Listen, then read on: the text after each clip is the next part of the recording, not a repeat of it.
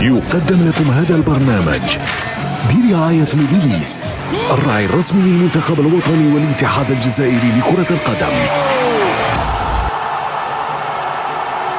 موبيليس، معا نصنع المستقبل.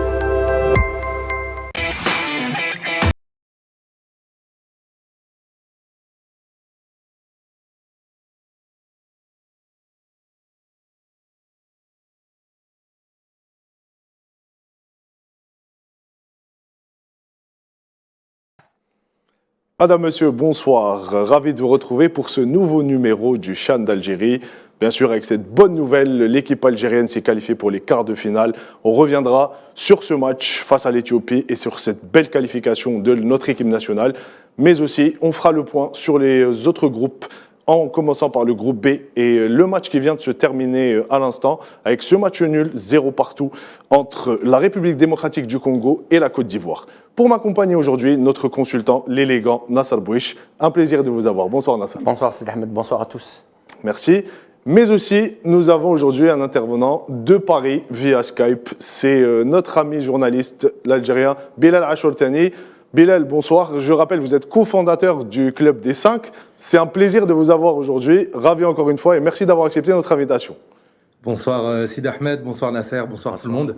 Honoré également d'accepter cette invitation et ravi de parler avec vous de cette belle compétition.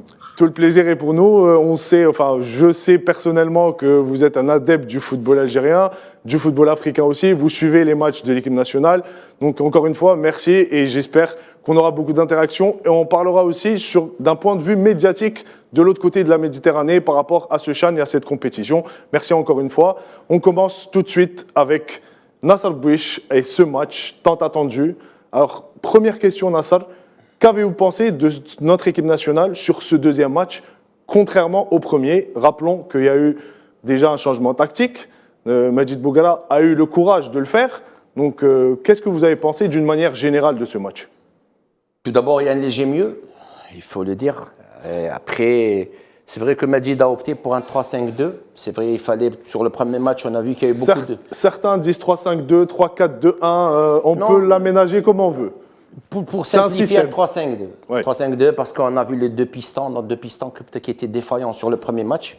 Pourquoi je vous dis ça? Parce qu'on a tendance à dire 3-4-2-1, ouais. Parce qu'il y a un seul attaquant de pointe et deux animateurs derrière, qui étaient Kandossi et Meziane. Mais par moment, on peut jouer aussi avec... Meziane qui joue avec Mahiouz. Avec Mahiouz, très excentré sur le côté gauche. Et à chaque fois, on le laisse vide ce côté droit. Et le joueur qui peut partir dans la profondeur, il peut y aller à droite. Il y a plus de possibilités, il y a plus d'espace sur le côté droit. Mais d'une façon générale, je dirais que le système a bien fonctionné. Surtout les 20 premières minutes, on a un peu pressé cette équipe éthiopienne, qui, c'est vrai, peut-être qui ne nous a pas trop dérangé, mais l'équipe était bien en place. Un but plein d'opportunisme de Mahiouz. Après, on pouvait mettre 2 ou 3 buts, mais on se contente de ce petit but. 6 points, une qualification. Le plus important, c'est de terminer premier, ça c'est très important. On y reviendra sur le dernier match. Mais dans l'ensemble de ce match, il y a eu un léger mieux, contrairement au premier match, où il y a eu beaucoup de déficits dans le jeu, que ce soit dans la construction, dans la transition. Là, on a vu beaucoup de bonnes choses, avec des joueurs très remuants. Dans le 1 contre 1, Abdelrahmane Meziane qui a fait un peu la différence à chaque forme du match. Non, il fait même sur le premier match, je crois qu'il a été le meilleur. Cette fois-ci encore, il a été le meilleur. Tant mieux pour nous. 3 points, une belle victoire. Et je pense que le niveau de cette équipe progresse. On est au deuxième match et il va encore progresser. Le niveau monte crescendo petit à petit en fonction des matchs. Et là, je pense que le fait d'avoir gagné ce deuxième match et de se mettre à l'abri, on est d'ores et déjà qualifié. Il restera, comme vous l'avez dit, cette première place à aller chercher. On en reparlera après. Bilal, je voudrais me tourner vers vous. Vous connaissez pratiquement la majorité des joueurs évoluant dans le championnat national. C'est, on va dire, quelques joueurs qui ont participé à la Coupe arabe et vous l'avez suivi, je le sais bien. Donc, globalement, qu'est-ce que vous pensez de cette équipe A' jusqu'à présent? Je l'ai trouvé, moi je rejoins les propos de Nasser, je l'ai trouvé assez assez propre techniquement sur les deux rencontres. On sent qu'il y a une forme de maîtrise, notamment dans la conservation du ballon, sur les premières touches, sur les contrôles de balles, sur les transitions offensives notamment. Des joueurs qu'on a vus à la Coupe arabe comme Mrezig, notamment Draoui aussi qu'on avait pas mal suivi. Et donc effectivement cette équipe elle donne l'impression d'une maîtrise. Après peut-être que sur le dernier geste, on note un peu de précipitation depuis le début de la compétition sur la dernière passe, l'avant-dernière passe. Donc c'est des choses qui viendront peut-être aussi avec le temps, au fur et à mesure de la compétition. Il y a aussi beaucoup de pression pour ces joueurs. On va pas se le cacher, jouer à domicile, on voit les images du stade archi-comble. C'est une ambiance aussi qu'il faut gérer psychologiquement. Donc, et je peux vous dire que c'est un chaudron. J'imagine. J'y étais, je peux vous dire que ça résonne vraiment et à peut-être 5 000, 6 000 personnes, on a déjà ces frissons quand on est dans le stade. Alors à 40 000, je vous laisse imaginer. C'est vraiment un chaudron, ce stade. C'est impressionnant, ça a l'air, en tout cas, vu de l'extérieur, vu de la télévision, ça nous impressionne. Et puis, vous le disiez, cette équipe, elle a la particularité aussi d'être beaucoup remaniée. Et ça, c'est aussi la particularité des équipes locales de Chan, parce que les talents aussi du championnat sont tributaires des transferts à l'étranger, ce qui fait que cette équipe est en mouvement aussi. C'est une particularité. Il y a beaucoup de joueurs qui l'ont rejoint à un moment. En cours de route qui l'ont rejoint en cours de route. Donc ça rend peut-être les automatismes un peu plus difficiles à construire pour Majid Bouguera. Donc voilà, ce contexte-là, on le connaît. Je trouve que globalement, l'équipe fait bonne figure avec des résultats positifs à la clé. Il y a juste cet aspect-là de la dernière touche, du dernier geste, où on attend peut-être un peu plus de sérénité, peut-être un peu plus de calme pour se décomplexer, mais ça viendra, je pense. Tout à fait. Merci pour la transition. En parlant de Majid Bouguera, je vous propose d'écouter Majid. Il fait l'analyse de ce match face à l'Éthiopie. Content surtout pour les joueurs. Je tiens à les féliciter énormément. C'est vrai qu'on a vu deux équipes. On va dire avec un peu fatigué sur la fin, manque d'énergie. Donc ça c'était pour les deux équipes. Écoutez, on a changé de système. Donc c'était un système qu'on avait travaillé à Tabarka, qui avait très bien marché. J'ai beaucoup aimé la première mi-temps. La première mi-temps, on a senti justement beaucoup plus de présence devant le but avec nos 5e, nos 2-10 à l'intérieur, l'attaquant. Là où on aurait été encore beaucoup meilleur, c'est justement si Mokhtar et Youssef auraient vraiment cette fraîcheur physique, parce qu'il y avait vraiment des boulevards pour passer derrière les adversaires.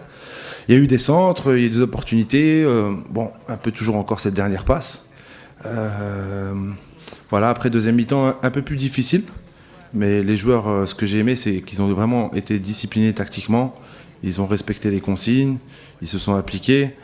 Deuxième mi-temps, c'était plus en contre-attaque. Voilà, il y avait des moments où on avait la maîtrise du ballon, qu'il fallait la garder encore plus, prendre son temps, surtout quand on est à 3 derrière. C'est facile de tourner d'un côté à l'autre, parce que c'est dur de presser une défense à 3.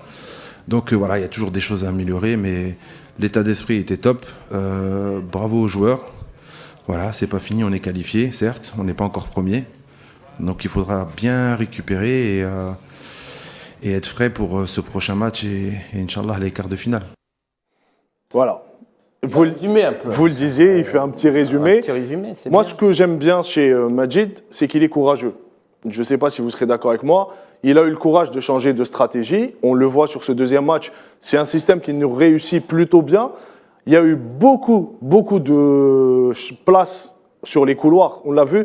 Il a programmé ce système de jeu pour pouvoir passer sur les côtés. Donc aujourd'hui, il le dit, on l'a travaillé à Tabarka. Donc c'est quelque chose qui a été fait, on l'a travaillé et c'est bien huilé, comme le disait Bilal tout à l'heure. On sent les automatismes. Il manque cette dernière touche, Nasser. Ce buteur qui nous met. Et avant la dernière touche, il y a aussi l'avant-dernière passe qui doit arriver dans le bon tempo, dans les meilleures conditions. Donc comment on fait quand on est sur un tournoi et ça va vite? Comment on fait pour trouver les solutions offensivement, vous qui étiez un joueur du compartiment offensif? Tout a été parfaitement bien dit, que ce soit Bilal ou Majid. C'est vrai il manque ce petit chouïa, comme on dit, c'est l'avant-dernière passe, la dernière passe. Je pense même sur les côtés, que ce soit Laouafi ou Belkhiter, il est trop, c'est-à-dire il faudrait qu'il soit moins excentré pour pouvoir déjà être proche des attaquants. c'est vrai qu'on a été présent, il faut le dire. Kandoussi était devant le but, Mahious devant le but, Abdelrahman Mziane devant le but. Oui, les occasions, on les a eues. On a été à 3-4 fois dans la transition, on récupère le ballon. Il y a 3 ou 4 qui sont dans le box devant le but, ça c'est super. Mais je pense que c'est vrai, il manque cette dernière touche. Cette lucidité peut-être de mettre le ballon au fond. Oui, cette lucidité, parce que là, il faut prendre son temps. Il ne faut pas se presser. Parce que si on voit le match, Nasser, et Bilal aussi, Bilal, tu peux intervenir à n'importe quel moment. Bien sûr. Si on voit le match, on marque les 2 matchs, on marque sur balle arrêtée pratiquement. C'est sur un penalty, une erreur défensive et sur un corner, sur une situation standard. Donc les occasions, on les a. Si vraiment on voit les occasions qu'on s'est créées depuis le début, mais on ne marque pas beaucoup de buts. Par contre, le compartiment défensif tient bon. Non, le compartiment, c'est notre point fort, il faut le dire. Que ça soit excellent gardien, Guendouzi aussi, très sur sa ligne, dans les sorties aériennes, correct. D'ailleurs, il nous sauve de l'égalisation à la 88e minute. Un arrêt réflexe à 2 minutes de la fin, Exactement. 1 minute de la fin.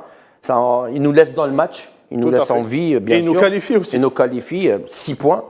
Après, c'est vrai que je dirais que défensivement, même avec une défense à 3, on a été dans le coup. Oui. Une bonne entrée de Kded, il faut le dire, qui a fait un bon match à mon avis. Lui qui était un titulaire exactement, pour les matchs de préparation. À 3, il a fait un bon match. Il revenait de blessure. Il revenait de blessure, mais dans le jeu, c'est-à-dire par moment, il prenait le ballon, il prend l'initiative, il a une bonne relance. On devenait en supériorité numérique au milieu de terrain. Et là, c'est à partir de là où nos autres milieux de terrain, que ce soit Draoui, surtout Draoui par exemple, ou Kandoussi, qui prennent un peu plus de profondeur, aller être devant le but. Je pense qu'il fallait un peu user de cela. On l'a fait par moments, c'était insuffisant. Mais dans l'ensemble, je dirais qu'il y a un léger mieux. Je disais tout au début, il y a une progression dans le jeu, c'est-à-dire dans la récupération, dans la transition. Il y a eu beaucoup de bonnes choses. Il y a eu de la précipitation devant le but. C'est vrai qu'on le savait depuis le début que notre faiblesse est un peu devant le but. On manque de réalisme, d'efficacité, exactement. On marque pas beaucoup de buts, mais là, c'est un tournoi. 1-0, c'est 3 points. 1-0, ça peut être une qualification. Le plus important, c'est de gagner. Exact, c'est un tournoi, il y a 6 matchs, comme le disait. Et on peut monter en puissance au fil des matchs. Là, il y a 2 matchs. Alhamdoulilah, on a gagné 2 matchs. Il nous reste un 3e match. Après, quart, demi. Je crois que l'équipe va monter crescendo dans ce tournoi. Alors, Bilal, je me tourne vers vous. Je pense que sur ce 3e match, on a vu, Majid Bougara l'a dit, les joueurs finissent péniblement les rencontres. C'est-à-dire que physiquement, ils sont un peu en dessous. On l'a vu sur le premier match, sur le 2e match aussi, on concède une occasion, pratiquement 2 buts, heureusement que Guendouzi est là. Est-ce que vous pensez que sur ce 3e match, il va faire tourner ou il va assurer cette première place pour ne pas sortir d'Alger? C'est-à-dire que si on est premier, on reste à Braré. Si on est 2e, on va à Annaba. Ouais, je le vois mal chambouler tout l'effectif. Je pense qu'effectivement, comme tout 3e match de compétition, on aura le droit à des changements aussi pour maintenir la concurrence et faire en sorte que chacun puisse avoir du temps de jeu. Mais on l'a vu, le Mozambique a fait un super match contre la Libye, même s'ils n'étaient pas favoris, ils ont réussi à les renverser. Il y a un proverbe qui dit que la meilleure défense, c'est l'attaque. Et à un moment donné, je vous rappelle que sur les 2 matchs, on a failli concéder un but en toute fin contre la Libye. L'attaquant libyen touche le poteau. Contre l'Éthiopie, à la fin, ça a failli rentrer aussi sur une occasion très importante. Donc ce 3e match, il va être important pour les titulaires aussi pour débloquer ce volet psychologique, pour gagner en confiance et avoir cette bascule. Parce que quand on se précipite, on perd de l'énergie et puis on finit par pas marquer. Et à l'inverse, l'équipe d'en face peut, sur un contre, nous punir. Donc, je pense que Majid Bougara aura aussi envie de conforter ses titulaires, de leur donner de la confiance. Et un match référence contre le Mozambique serait le bienvenu pour la suite de la compétition. Donc, des changements, mais avec une certaine mesure, je pense, pour conserver aussi tout ça et décomplexer les joueurs offensifs. Ouais, surtout quand on est en manque de confiance offensive, je pense que c'est la meilleure des solutions. Et aujourd'hui, tout comme Majid Bougara, les Algériens, je pense que tous les Algériens voudraient voir l'Algérie terminer première de son groupe, à l'exception d'une seule ville, c'est Annaba. Toute la ville de Annaba souhaite que l'Algérie vienne jouer au 19 mai 56. On l'a vu, c'est un public exceptionnel. C'est un stade magnifique qui a été rénové. Donc on espère, on verra ce que fera Majid Bougara pour ce 3e match. Nasser, petite déception, la Libye de ce groupe. On s'attendait à ce que ça soit, parce que quand on voit l'effectif de la Libye, c'est 70% de l'équipe première libyenne. Donc C'est une petite déception ou une grosse déception pour vous, la Libye? Non, c'est une grosse déception. Un bon coach, de bons joueurs qui sont qualifiés dans leur club, dans les différentes compétitions africaines. Ils ont cette expérience, ils ont ces automatismes. Mais sur ces 2 matchs, je dirais contre nous, peut-être après avoir concédé le but, ils ont Sur mieux une joué. erreur. Ils ont concédé. Après, ils ont mieux joué. Contre Le Mozambique. Ils ont fait une bonne première Mais mi-temps. ils ont bien joué, hein. Ils ont joué une bonne première mi-temps, ils menaient au score. Et ils ont été renversés en seconde période. Bilal l'a si bien dit, ces équipes Mozambique, ils peuvent jouer un peu les troubles faits. Ils sont revenus en un quart d'heure, ils ont renversé cette équipe libyenne qui, à mon avis, a été un véritable flop. Je vous propose d'écouter Corentin Martins, l'ancien joueur qui est entraîneur aujourd'hui sélectionneur de la Libye, et on revient. Écoutez, c'est un match difficile d'accepter, bien sûr, le score. La défaite, on a les occasions pour marquer ce 2-0 et qu'on ne marque pas. On a fait une entame de match assez intéressante avec du mouvement, quelques occasions. Et puis on a eu un petit trou en deuxième mi-temps, en milieu de deuxième mi-temps. On est moins sorti défensivement sur les porteurs de balles. Ils ont réussi à marquer ce premier but et puis après ce coup de pied arrêté.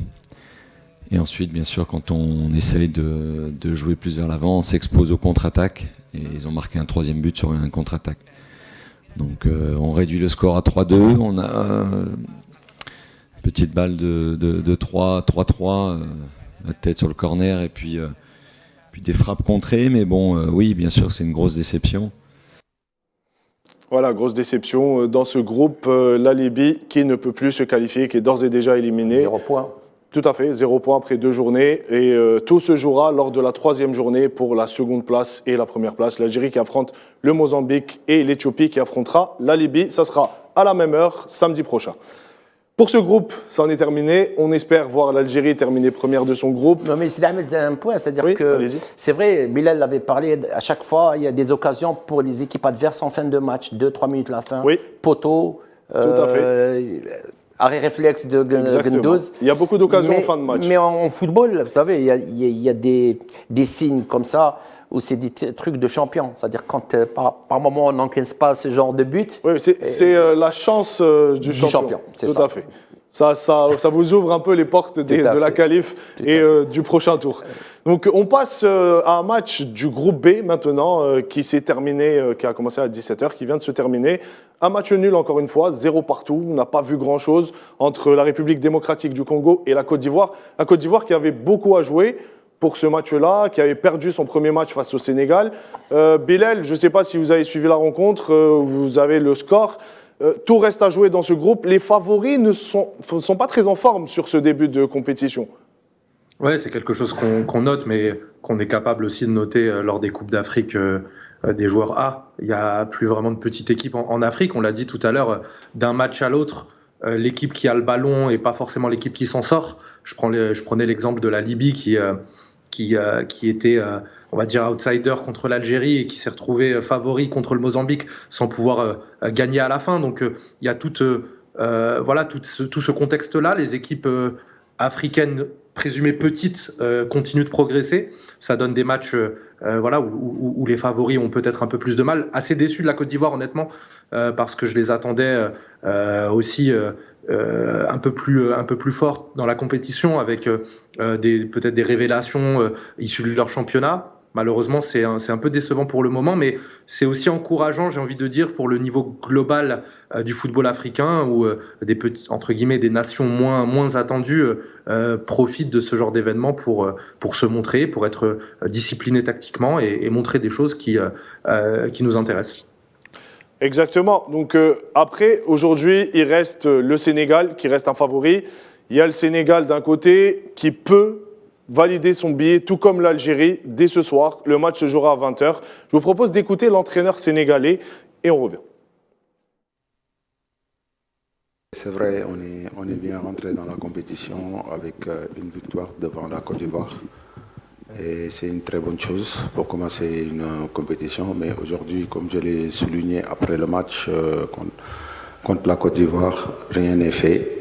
On le sait qu'on sera en face d'une équipe ougandaise qui sera vraiment remonter parce que voilà, ils ont fait match nul et une très bonne équipe, très agressive et surtout avec des longs ballons qui se battent sur le deuxième ballon. Je pense que ça va être un match difficile, mais je ne pense pas que, comme vous venez de le dire, que c'est un match décisif. Non, parce que nous, c'est le plus important déjà pour nous, c'est de passer ce tour. Voilà, il le disait, il ne veut pas trop donner d'importance à ce match alors qu'il y a une qualification au bout s'il y a les 3 points à la fin du match. Là, ça. Non, contrairement, disons, on a vu le match ensemble tout à l'heure, on a été déçus un peu par la prestation des Ivoiriens, exactement, du niveau et de la RDC, parce qu'on s'attendait, Bilal l'a bien dit, avec des joueurs locaux, peut-être des talents, mais on n'a rien vu. Revenons au Sénégal. Le Sénégal, à mon avis, est une des meilleures sélections que j'ai vues depuis le début de ce tournoi. Peut-être avec l'Angola. Avec l'Angola, il y en a 3 ou 4, pas plus. Hein, l'Algérie, l'Angola, Sénégal, c'est 3 équipes. Après, avec des individualités, il y a le numéro 5, Lamine Camara, sénégalais, qui a un niveau européen. C'est le haut niveau, il a 19 ans ou 20 ans, qui est génération foot. Excellent joueur, excellent footballeur. Il y a de la qualité, il y a beaucoup de... Techniquement, physiquement, c'est tout le monde qui court, qui défend. Ils sont présents sur le deuxième ballon. Il y a une bonne qualité de jeu sur cette équipe sénégalaise. Les Ougandais, bon, ça reste un match ouvert, il faut le dire. Même les Ougandais, c'est des accrocheurs aussi, comme l'a si bien dit le sélectionneur sénégalais, qui sont là, qui croient eux aussi à la qualification. En parlant de niveau, vous parlez du niveau du CHAN, de ce CHAN. Bilal, j'aimerais me tourner vers vous et aborder un peu l'aspect médiatique de ce championnat d'Afrique des Nations, des joueurs locaux. On le sait, pour la CAN, il y a un engouement, il y a un intérêt des grandes chaînes internationales, européennes, que ce soit en France ou ailleurs. Aujourd'hui, en France, quel est l'impact de ce championnat d'Afrique? On sait qu'il y a beaucoup de scouting qui va être fait, il y a beaucoup de recruteurs étrangers. Alors, vous qui êtes aujourd'hui à la tête du club des 5, comment on le vit, ce CHAN, de l'autre côté de la Méditerranée? Je vais être honnête avec vous.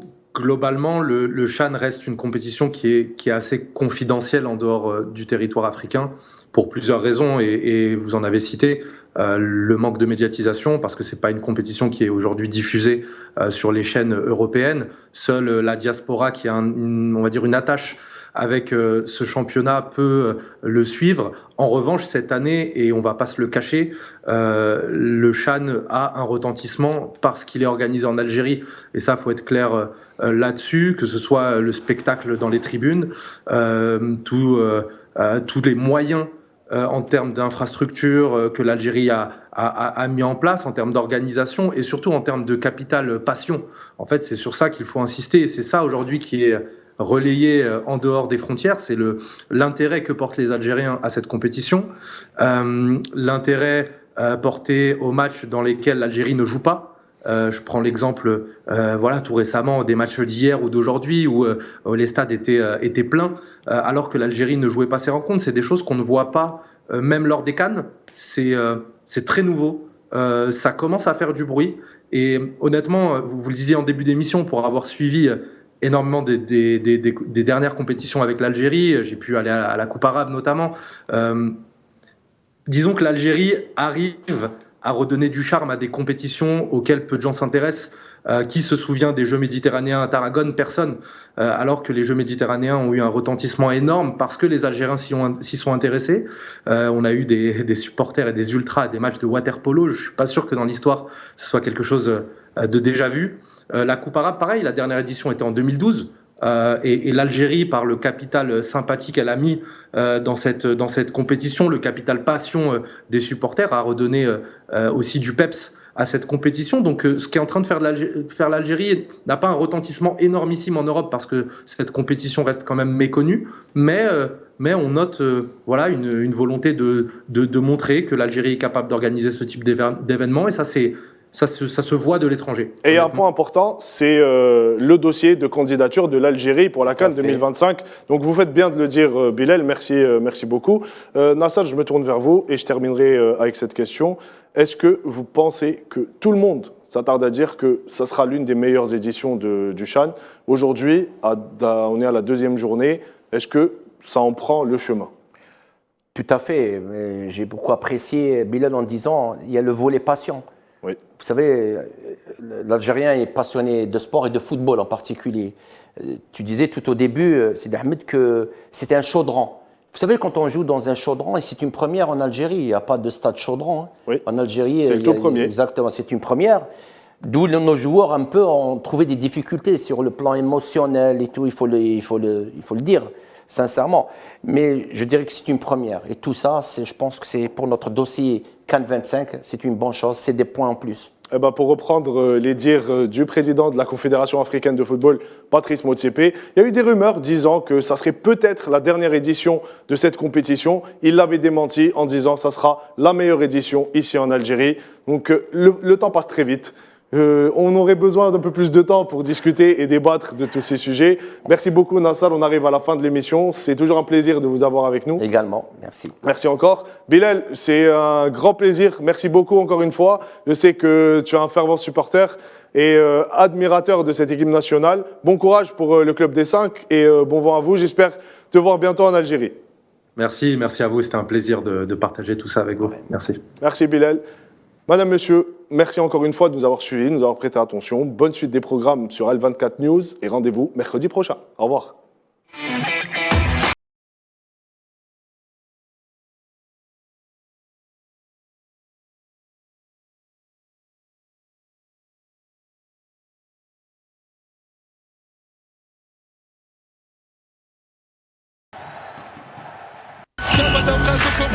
قدم لكم هذا البرنامج برعاية موبيليس الراعي الرسمي للمنتخب الوطني والاتحاد الجزائري لكرة القدم. موبيليس، معا نصنع المستقبل.